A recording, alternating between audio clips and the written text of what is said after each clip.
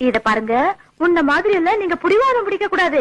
நம்ம 2 பேரும் சேர்ந்து வேலைக்கு போனாதான் வீடு வாசல் எல்லாம் வாங்கி 4 பேருக்கு முன்னாடி கௌரவமா வாழ முடியுங்க.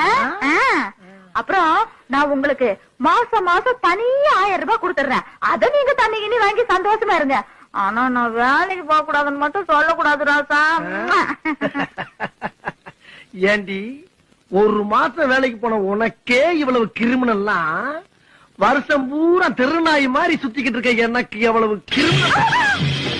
அடியே ரஞ்சிதா, நீ இப்படி எல்லாம் செய்வேன்னு தெரிஞ்சுதான் உனக்குன்னு இந்த கத்திய வாங்கிட்டு வந்திருக்கிறேன். நீ மட்டும் காலையில வேலைக்கு போனேன்னு வச்சுக்க, மவள ஏய் இப்ப குத்த மாட்டேன்.